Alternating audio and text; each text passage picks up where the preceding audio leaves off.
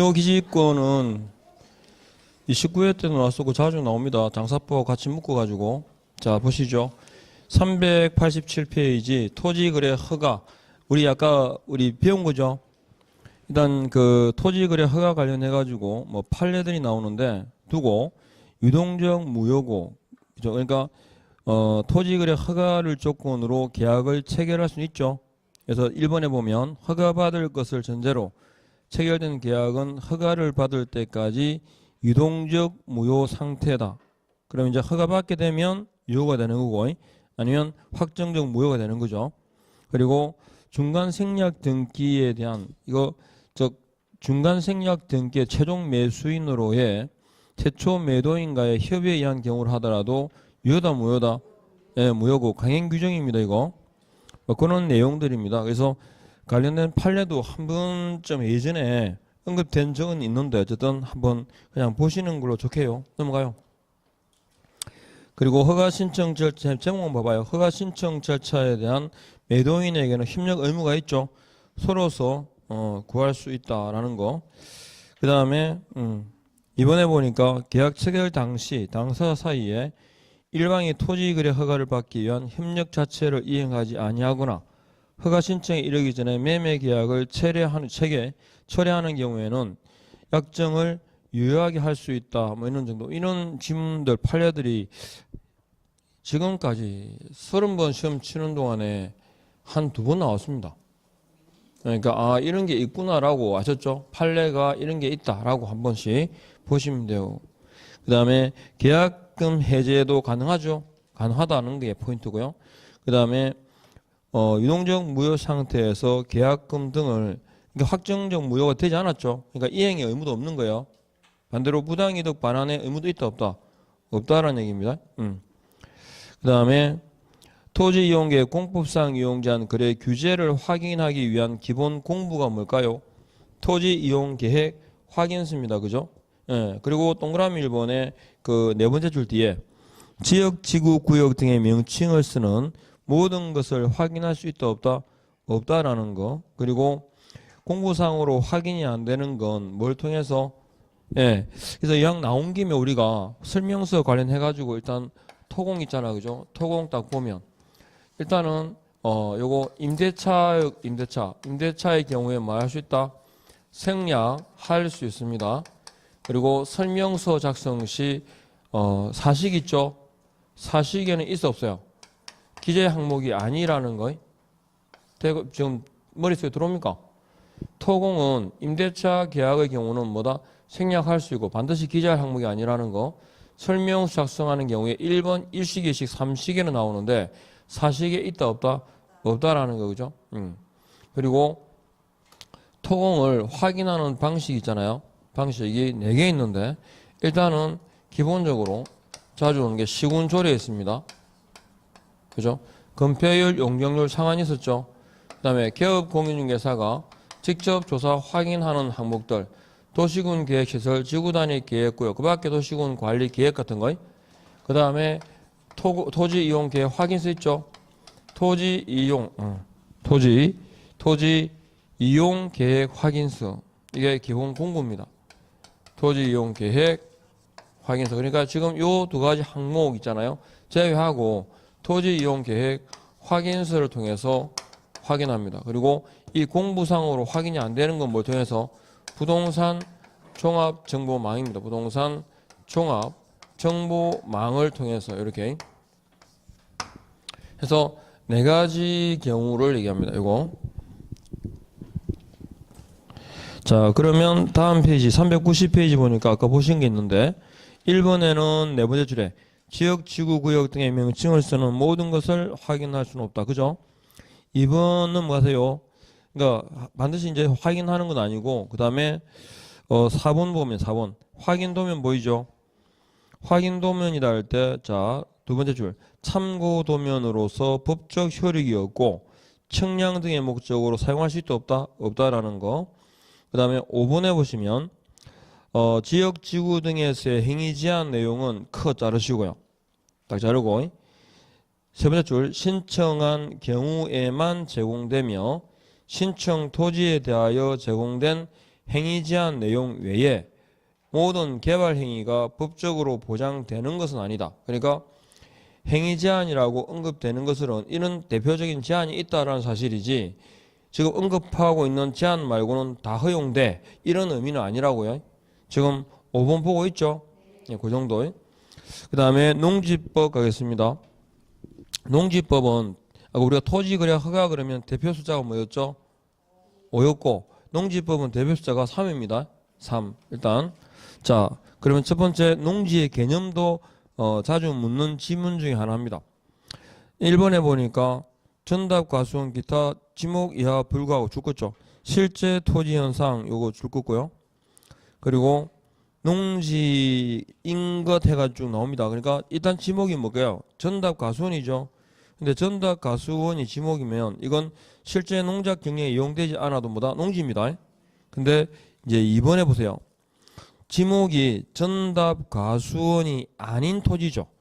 전답 과수원이 아닌 토지로 농작물 경작 다년생 식물 재배지로 계속 이용되는 기간이 3년 미만은 농지 아니죠. 그러면 뒤집어서 3년 이상은 농지입니다. 그리고 2번 지목이 임야인 토지로서 줄 거세요. 형질 변경을 하지 아니하고 줄을 긋고 형질 변경을 하지 않았다 그러면 이건 임야죠. 근데 형질 변경을 하고 농작 등으로 이 농작 재배지 등으로 이용되면요. 이건 농지입니다. 예, 구분 좀 하시고 그 다음에 농지 소유 제한, 농지 소유 상한. 자 원칙적으로 농지 소유 농업인에게는 소유 상한이 있어 없어요? 농지 소유 상한제는 농업인에게는 없습니다. 비농업인에게 주어지는데 그 비농업인에 관한 경우 대표적으로 기억 상속, 년 8년 작용 후 인용 요거요. 상속이나 8년 작용 후 인용하는 경우는 얼마까지 소유할 수 있다? 10,000 제곱미터 그죠? 10,000 제곱미터까지는 소유가 가능합니다. 다만 주말 체험 영농 땅 나오죠. 그럼 기억할 두 가지. 1,000제곱미터 이하입니까 미만입니까? 미만의 동그라미 하시고 세대 구성은 1인당입니까? 전부입니까? 전부 합산 면적이죠. 이렇게 딱 두 가지만 하시면 돼요. 그 다음에 나머지 두고 그 다음에 4번 농지 취득 자격 증명 보입니까? 이건 공적 증명입니다. 공적 증명일 뿐이지 농지 취득 자격 증명을 발급받지 못하면 그 법률행위 효력 발생 요건은 아니죠. 즉 농지에 대한 매매 계약 자체가 무효가 되지는 않습니다. 맞죠? 다만 소유권 이전 등기 시 필수 첨부 사유 맞죠? 필수 첨부해야 되는 서면이 농지 취득 자격 증명입니다. 그러면 누구에게 신청한다? 자 시구 읍면장 줄을 긋고 이게 뜬금없이 시장군수 구청장으로 바뀌어요. 그러면 이상하게 이게 또 시군구청장으로 보이면 이게 맞는 지문처럼 보여요. 그래서 시구 읍면장입니다. 며칠입니까? 이번에 4일 이내에 발급하는데 농업경영계획서 작성을 면제받는 경우 있죠. 면제받는 경우는 며칠? 2일입니다. 그리고 농지취득 자격 증명 딱 그러면 우리가 시험과 관련해 가지고 있잖아요. 딱 기억해야 될 건 농지취득 자격 증명 옆에다가 매각 결정기일 딱 적어요. 매각 결정기일. 이번에 29회 때 나왔었죠. 매수 신청시가 아니죠. 매수 신청시 이퀄 뭡니까? 매각 기일이고 입찰 기일 아셨죠? 경매에 입찰한다 할 때 우리가 입찰하는 거 있잖아요. 이거 갖다가 현행 민사집행법에서는 이건 매각 기일 그래요. 매각 기일. 혹은 매수 신청시 같은 말이에요. 아셨죠? 이때 매수 신청할 때 매각 기일에 입찰할 때 제출하지 않습니다. 언제 할까요? 낙찰 받았을 때요. 낙찰 매각 결정 기일에 매각 결정 기일에 아셨죠? 이때 매각 여부를 매각 허브를 결정할 때 그때 뭘 제출한다고요? 농지취득 자격 증명을 제출합니다. 그리고 농지취득 자격 증명 발급 대상 해가지고 쭉 보시면 되고 대표적으로 1번에 경공매 있죠? 경공매 판결 줄을 딱 꺼두시고 이 경우에도 농지증이 있어야 됩니다. 그리고 농지취득 자격 증명 발급 대상의 대표적 경우가 오른쪽 보세요. 농업경영계획서 면제받는 거 있죠. 이거 신청하면 2일 이내 발급하잖아, 그죠? 그 대표적 기호가 1번, 2번, 3번이에요. 물론 거기에 보면 역시 시험에 나왔었죠. 지금 봐봐요. 농지청 발급 대상에 보면 시험 실습지, 주말 체험 영농, 농지정 허가 신고죠. 29회 시험에 뭐가 나왔어요? 농지정 협의가 완료됐을 때. 농지정 허가 신고입니다. 협의의 경우는 농지정 발급 대상이 아니죠. 그래서 농지취득 자격 정령 발급 대상이면서 농업경영계획서 작성을 면제받는 1번, 2번, 3번 있죠. 요 경우가 잘 나와요. 기억해야 되고. 그러니까 정리하면 시험 실습지, 주말 체험 영농, 농지지정 허가 신고 이렇게 기억하시면 돼요.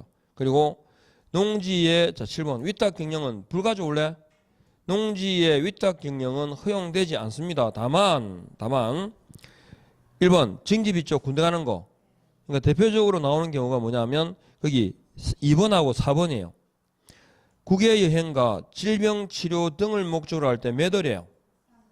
3월이에요. 3월. 그러니까 제가 대표 수가 뭐라고? 3 하는 이유가 이거예요.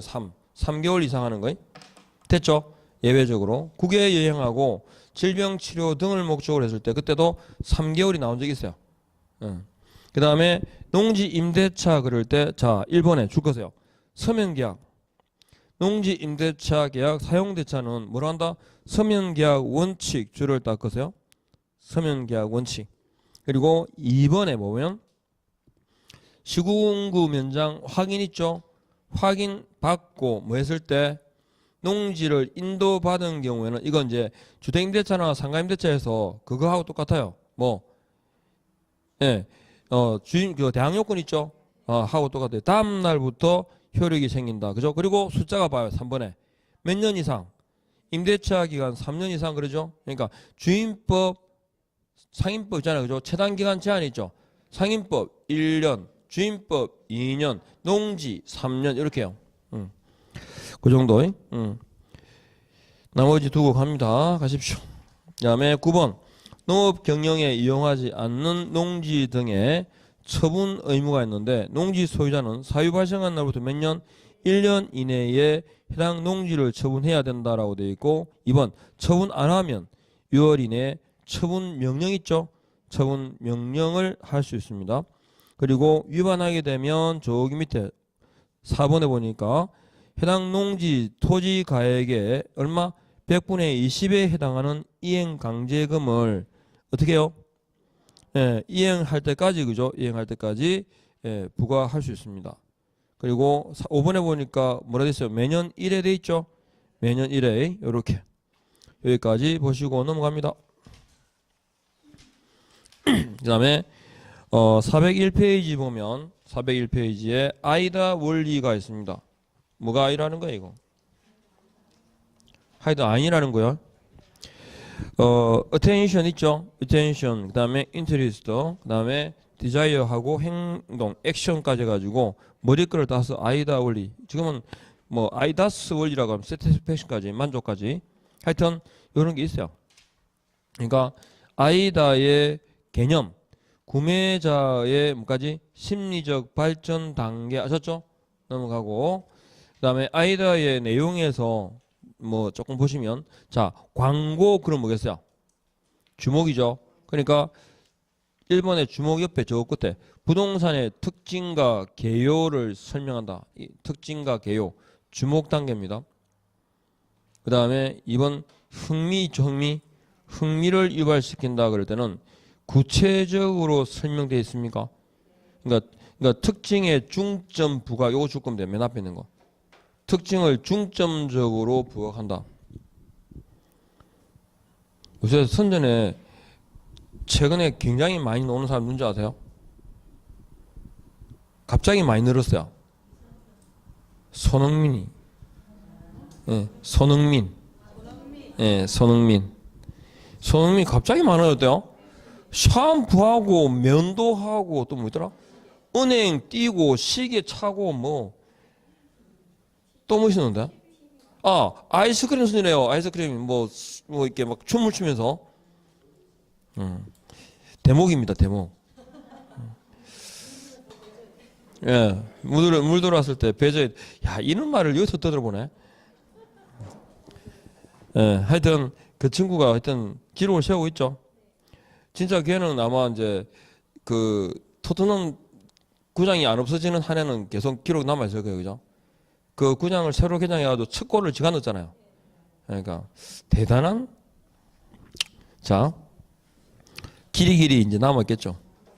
자, 그다음에 판매 소구점, 셀링 포인트, 그죠? 셀링 포인트 보십시오. 거기 보면 셀링 포인트가 뭐냐? 뭐에 돼 있죠? 권리 취득하고자 하는 중개 의뢰인에게 만족을 주는 특징. 그러니까 여러 가지 특징 중에서 특히 이제 사고 쉽게 만드는 거죠. 말 그대로 판매 소구점. 그다음에 기술적 측면이라 할 때 일단 그 설비 있죠. 기술적 측면이라는 게 설비의 노후화 등이 있습니다. 그거. 경제적 측면은 돈이죠, 돈. 돈. 경제적 측면. 법률적 측면은 뭐 세제라든가 공급상 규제 같은 거 넘어가십시오. 그러니까 이거는 셀링 포인트는 있잖아요. 딱 기억할게. 다양성과 구분의 불명확성이에요. 그러니까 셀링 포인트의 특징이 가지고 1번 다양하다. 다양하다. 그리고 구분이 명확하지 않죠. 그 정도. 그러니까 셀링 포인트는 다양성과 구분의 불명확성 정도가 특징이에요. 셀링 포인트다 그러면. 그러니까 사람마다 셀링 포인트는 좀 다르죠. 그죠? 예, 그래서 다양성과 구분의 불명확성. 그 다음에 클로징은 계약을 이끌어내는 방식인데 점진적 확인법 이런 거 있잖아요. 거래 당사자에게 안심할 수 있는 질문부터 있죠. 이거 그가 똑같습니다. 이게 연애할 때나 뭐 할 때 똑같아요. 그죠? 처음에 사귈 때 뭐 해야 됩니까? 사귈래 말래 그러면 답은 yes 아니면 no밖에 없잖아요. 그럼 곤란하지. 살 거야 말 거야 이러면 곤란합니다. 됐죠? 사고 싶게 만들어야지. 그러니까 그 가장 대표적인 한국 사람들이 있잖아요. 가장 많이 하는 게 뭐죠? 밥 먹는 겁니다. 예, 식사합시다. 이게 가장 대표적 경우래요. 그러니까 한국 사람이 먹는 밥은 밥이 좀 달라요. 외국인들이 먹는 밥하고. 예, 그래서 밥도 아무나 같이 먹으면 안 됩니다. 됐죠? 밥 먹자 이럴 때. 그죠? 나중에 실제 사무실 오픈해 보십시오. 사무실 오픈해가지고 일을 하시면 밥 먹자는 제안을 엄청 많이 받습니다. 소장님이 예쁠수록 많이 받습니다. 그래서 너무 그죠? 그 밥 먹자는 제안을 안 받아도 좀 이상하긴 해. 예. 근데 진짜 그래요. 그러면 그죠? 그렇게 하세요. 번호표 뽑아가지고 줄 서세요. 그러면 돼요. 아셨죠? 예. 번호표 뽑아가지고 줄 서세요. 지금 뽑으면 한 25번째쯤 된다고. 그러니까 언제 연락할지 모르지만 기다리고 계세요. 이렇게. 예. 예. 몇 개월 뒤에 올지도 모르고. 그러면 뭐 그때가 기다리면 한 무 주면 되죠. 그죠? 예. 그 정도 최소한 누군가를 사귀려면 얼마나 끌어야 돼? 한 3년은 그죠? 최소 한 5년 정도는 가줘야 좀 사귄다 생각을 하지. 기다리는 정성을 기울이려면, 그죠? 그래서 우리가 적당하다 할 수 숫자가 얼마라고? 적당하다. 그래서 3이에요. 그래서 3년은 정도 기다리셔야 돼. 그래서 군대 가거나 내가 3년 동안 기다리잖아. 그죠? 근데 실제로 고무신을 거꾸로 신는 거는 남자가 더 많습니다. 예, 여자가 아니고 남자가 더 많아요. 왜냐면 군대 가기 전에 세상을 보는 눈하고 군대 갔다 왔을 때 세상 보는 눈이 많이 달라지거든요. 그러니까 군대 가기 전에 예뻤을지 몰라도 갔다 오면 더 많아. 자, 아닙니다. 저는 군대 갔다 와서 하겠습니다. 자, 어쨌든 점진적 확인법 아셨죠? yes라고 대답할 수 있는 것부터 계약 전제는 보통 실제 업을 하시면 많이 할 걸 많이 들어봤을 겁니다. 뭐 도배는 언제 할까 이런 거 있잖아요. 그죠? 방은 언제 뺄까요? 이런 거. 부분 선결법. 그러니까 결정 지어서 부분 결정 지어서 최종적으로 가는 거고요. 일단 주의하실 거 넘겨보세요. 장단 말로 이해하시는 건 별로 안 봐도 돼요. 5번에 결과 강조하고 6번 만족 강조는 시점이 달라요. 결과는요. 과거부터 현재까지입니다. 만족은 현재부터 미래. 아셨죠? 시점이 서로 다르다는 거. 그 정도만. 그러니까 지금 투자하시면 5년 뒤에 뭐 있잖아요. 이게 만족 강조예요. 결과는 그죠? 5년 전에 투자한 지금 얼마다 이렇게 보여주는 거. 자, 그다음에 거래계약서 작성 의무가 있습니다. 개공에게는 반드시 거래계약서를 작성해야 되는 의무가 있는데 이거 반드시 뭡니까? 서면으로 작성합니다. 개업공인중개사는 중개가 완성된 때 거래계약서를 반드시 서면으로 작성해야 한다. OX 맞습니다. 반드시 서면으로 작성합니다. 404페이지에. 그리고 보존한다 그래도 몇 년이죠? 5년인데 거기도 바꿔야 되죠? 원본, 사본, 전자문서까지입니다. 이대로 나오면 틀립니다. 원본, 사본, 전자문서. 자, 그 다음에 오른쪽 계약서를 작성할 때 주의사항 진정한 권리자 여부를 확인하라 그랬죠. 권리의 진정성 등기부에는 공신력이 없습니다. 그래서 우리가 권리의 진정성을 확인한다 할 때 아까 보셨죠? 어떻게 확인하더라? 처음에 주민등록증, 그죠? 주민등록증과 뭐 등기부죠? 등기부 대조만으로는 부족하고 뭐까지? 등기권리증, 등기권리증 소지 여부까지 확인해야 선관주의 의무를 다한 것으로 본다. 그죠? 요거. 자, 그 다음에 대리인입니다. 자, 우리가 대리는 종류가 몇 개 있죠? 임의 대리하고 법정 대리하고 2개 있죠.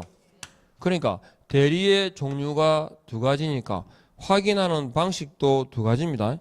그러니까 거래 당사자가 대리인이죠. 일반인 경우에는 대리인이 거래 당사자인 경우에는 인감 증명이 첨부된 위임장을 통해서 대리권 유무를 확인해야 한다. 여기서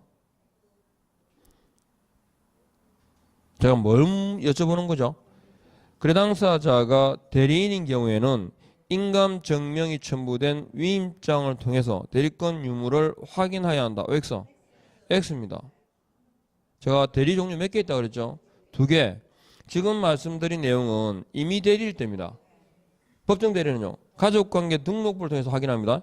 그러니까 당사자가 대리인인 경우에는 인감 증명이 첨부된 위임장 또는 가족관계 등록부를 통해서 대리권 유무를 확인해 이렇게 나와야 되는데 지문에는 하나밖에 안 나오잖아요.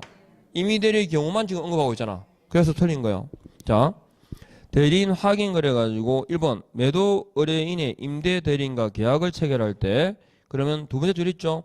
인감 증명이 첨부된 위임장 줄 딱 긋고 그리고 대리라고 할 때 이거는 반드시 있잖아요. 대리다 그럴 때 처음에 요거 대리권 유무를 확인하겠죠. 대리권 유무를 확인합니다. 그리고 계약 단계에 있잖아요. 대리권 유무를 확인하고 반드시 최종적으로는 본인 확인 거쳐야 됩니다. 이해하겠죠? 대리권일 수도 월권 같은 것도 있잖아요. 그죠? 예, 그래서 그 경우를 구분하셔야 되고 그 다음에 이번에 임의 대리인은 행위 능력자임을 요구하지 않는다. 이건 민법상에 배우시는 것들이죠. 기본적인 내용이 언급됩니다. 3번째 부부라 하더라도 자 일상가사 재산상의 법령인은 일상가사 대리의 범주를 벗어나죠. 따라서 이건 협의의 무권 대리가 발생하는 소지가 높습니다. 그러니까 대리권이다 할 때 그죠? 그러니까 협의의 무권 대리의 경우에는 반드시 무효입니까? 항상? 아니죠. 본인 추인 시 유한 계약이 행위됩니다. 그러니까 그거 정도 구분하시면 돼요. 그러니까 부부간이라 하더라도 일상가사 대리 범주를 벗어나기 때문에 반드시 그죠? 대리권 확인 유무에다가 그다음에 최종적으로 배우자 있죠? 본인 확인 유무까지 거쳐야 됩니다. 그러니까 지금 그 앱 있죠, 그죠? 주민번호하고 거기에 주민 그 등록증에 있는 그 번호 있죠? 번호 딱 집어넣으면 본인 확인이 되는 그 앱이 있어요. 그거 딱 하고 아셨죠? 그러니까 최종적으로 보통 이제 대리인에 의한 참석이 될 때는 계약을 체결할 때 그리고 개공들은요 전화기는 계속 그 자동 녹취가 되게끔 설정해놔야 됩니다. 그러니까 항상 대하는 그게 증빙 자료일 뿐더러 아셨죠? 그리고 우리가 보통 녹취라고 할 때 감청법에 위반되지 않습니다. 당사자가 녹취하는 건 상대방 동의 관계 없이 녹취할 수 있어요. 그러니까 그거 대화하고 할 때 전화는 항상 녹취를 자동으로 딱 되게끔 그럼 다 버리면 되니까. 그래서 그렇게 계약 그리고 계약을 할 때는 대리인에 의한 계약의 경우는 전화로 오죠. 전화 통화해서 오픈 스피커폰 있죠. 다 켜면 그 본인 참석해야 돼요. 전화로. 그래가지고 소리를 지금 녹취되고 있다는 사실부터 딱 공개를 하고 그래서 통화가 녹취되고 대리권 유무, 그 다음에 주민번호, 그 다음에 등록증상에 주민등록증상에 발급번호 있죠. 해가지고 본인 확인 앱이 있어요. 딱 확인같이 거쳐야 되고 그렇게 해야 그죠? 나중에 문제가 생기잖아요.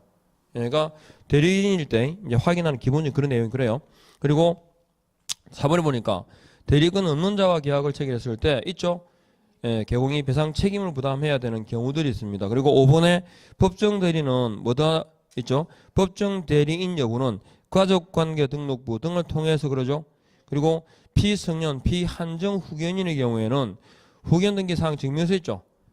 후견 등기부, 후견 등기 사항 증명서를 통해서 후견인 유무 확인하고, 그리고 당사자가 후견인일 때는 후견 감독인 동의를 요합니다. 예, 후견 감독인 동의 여부까지 확인해야 됩니다. 자, 보시면 세 번째. 처분 능력의 유무도 확인하는데, 자, 개공은 해가지고 행위, 의사, 처분 능력 등을 확인한다. 이번 미성년자는 얼마? 만 19세죠. 그죠? 성년 의제를 인정합니까? 안 합니까? 합니다. 성년 의제가 인정되고, 그리고 미성년자가 결혼하게 되면 단독으로 계약의 당사자가 될 수 있죠. 그러니까 거래 당사자가 미성년자인 경우에는 반드시 법정 대리인의 동의 유무를 확인해야 된다. OX. X에 그죠? 반드시는 안 해요. 단독으로 할 수 있는 경우들도 있어요. 아셨죠? 예, 요거. 그리고 처분이 허락된 처분이 있잖아요. 그런 경우들. 세 번째, 미성년자가 법률 행위를 함에 있어서는 법정 대리인의 동의를 얻어야 한다. 원칙이죠. 그러나 권리만을 얻거나 의무만을 명하는 행위나, 그죠? 처분이 허락된 재산의 임의 처분 등은 가능하죠? 까지 넘어갑니다.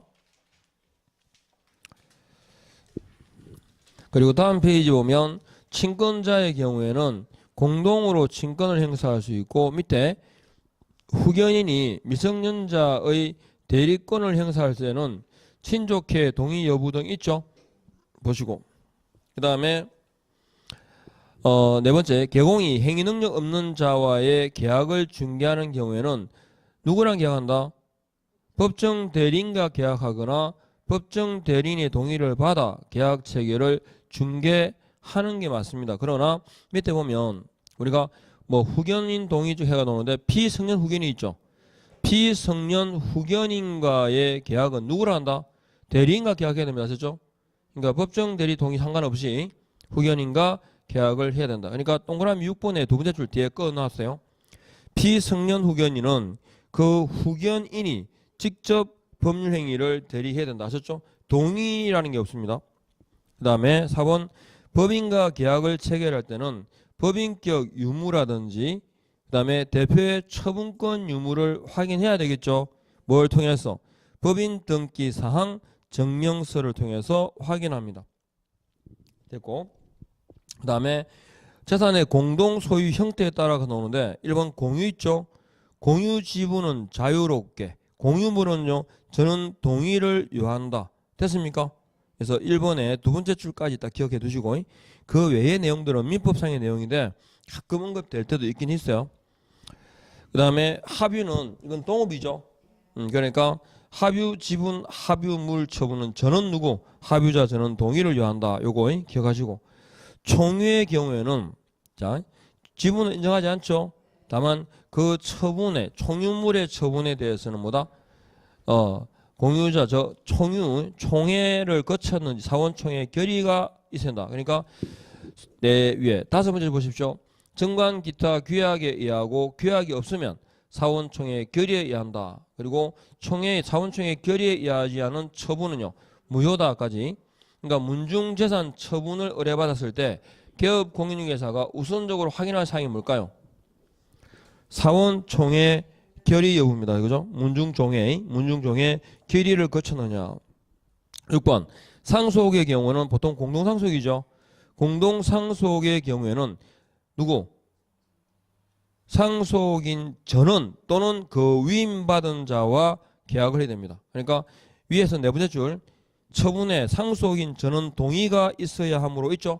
상속인 전원 동의 또는 그 위임받은 자와. 그 다음에 거래계약서에 작성해가지고 자 갑니다. 첫 번째 인적사항 적죠. 매도인은 그거다 바로 적어도 돼요. 매도인은 뭐 보고? 등기부. 매수인은요 주민등록증. 이렇게요. 됐습니까? 그래서 인적사항은 필요기재 사항인데 어떻게 정리하는 거. 그 다음에 이번 표시갑니다. 표시에서 주의하실 게 뭐냐. 아까 우리가 표시상 보셨죠, 그죠? 이번에 보세요. 자, 보십시오, 이거. 토지 면적을 기재할 때 면적이니까 대장이겠죠. 표기에서 실적 결과 면적이 부족하면 매수인은 감액 청구권을 행사할 수 있다라고 되어 있습니다. 다만 감액 청구권을 행사하기 위해서는 단위 면적당 단가 외에 줄 것이에요. 실적 면적 기준으로 한다는 명시하는 것이 바람직하다는데, 실제 그 계약서에 보시면 이렇게 있어요. 실적 면적을 기준으로라는 문헌이 다 들어있어요. 그게 실적 면적을 기준으로라는 그 문헌 자체가 뭐다? 이게 수량거래라는 뜻입니다. 기본적으로 아셨죠? 그러니까 원래 필지 거래 계약이 토지에 대한 거래를 할 때, 자, 필지 거래와 수량 거래로 구분되는데, 이 둘이 있잖아. 일반적으로는 통상이잖아. 통상의 거래는 뭐로 봐요? 필지 거래로 봐요. 그러니까 필지 거래는 감액권 행사가 돼야 안 돼요? 감액권 행사를 인정하지 않습니다. 수량 거래는 인정되거든요. 그러면 수량 거래다 할 때, 자, 원래 계약서에는 제곱미터당 단위 면적당 얼마 총 얼마 해가지고 단위 면적당 금액과 총액은 함께 기재하게 되어 있습니다. 아셨죠? 함께 기재해야 되는데, 이렇게 함께 기재하면 이게 바로 수량 거래로 본다. OX. X입니다. 이 자체가 수량 거래로 볼 수 있다지 수량 거래로 본다는 건 들려요. 다만 단위 면적당 금액과 총액을 함께 기재했을 때 그 가격 결정의 주된 요소가 아셨죠? 면적을 기준으로 하게 되면 수량 거래고, 입지를 중심으로 하면, 그러니까 계약의 당사자가 어디에 그 가격 결정의 주된 요소를 뭐로 판단하느냐에 따라 달라요. 이해하겠죠? 그래서 그걸 구분하는 문구가 뭐냐면, 실적 면적을 기준으로라는 문헌이 들어가면 뭐라 본다고요? 수량 거래로 봐요. 주의하실 건, 계약서 작성 시 단위 면적당 금액과 총액을 함께 기재한 경우에는 수량 거래로 본다. OX. X입니다. 수량 거래로 볼 수 있는데 그 자체가 수량 거래를 의미하지는 않습니다. 그래서 거기에 뭐라고 되어 있냐면, 실적 면적을 기준으로라는 문헌이 들어가면 그때는 뭐다?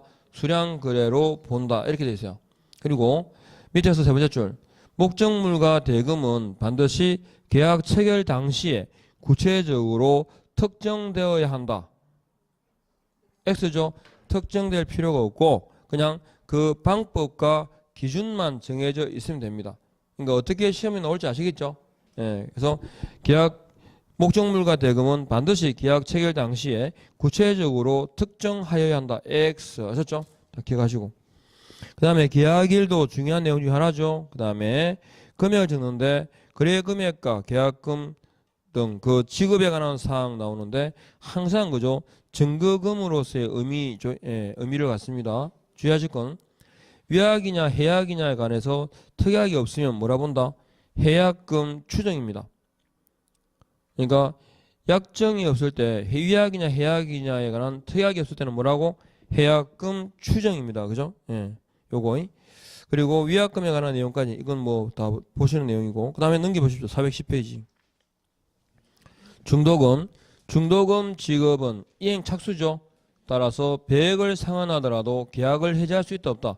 없다인데 어떠한 경우에도 이런 건 아니죠. 그래서 법정 약정 해제 사유가 있거나 합의가 있을 때는 어떻게 할 수 있다? 해지할 수 있습니다. 그리고 잔금과 그 다음에 소유권 이전 등기는 동시 이행이죠. 그리고 2번에 보십시오. 개공은 매수인이 잔금을 지급하기 전에 뭐라고? 등기상 전부증명서를 확인하는 것이 좋다. 됐죠? 그리고 원래 등기부는 두 번 확인합니다. 언제? 등기부는 두 번 확인하는데 어떻게 해요? 직전입니다. 계약 체결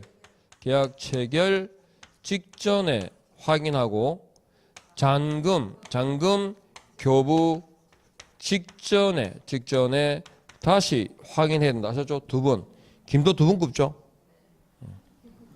계약 체결 직전에 한 번, 잔금 교부 직전에 2번 하셨죠? 그리고 등기상 증명서는 누가 발급할까요? 직접. 그러니까 항상 등기부 딱 놓으면 직접 직전 원칙입니다. 직접 직전 원칙입니다. 몇 번? 2번. 그 다음에 물건의 인도 일시 6번 권리 이전의 내용. 권리 이전의 내용은 이거 매도인의 완전한 권리 이전의 의무를 말하고요. 그러니까 제한 물건이 설정됐을 때 아셨죠? 제한 물건이 설정됐을 때 이걸 어떻게 이전할 것이냐 그 내용을 담고 있는 게 뭐다? 권리 이전의 내용이에요. 그 다음에 8번에 확인 설명서 교부 일자 적조 기재하고요. 그 다음에 약정 내용 중에서 주의할 건 자 이번에 매도인의 담보 책임 있죠? 저 옆에 그냥 간단하게 옆에 밑에 나오지만 법정 무과실 책임이에요.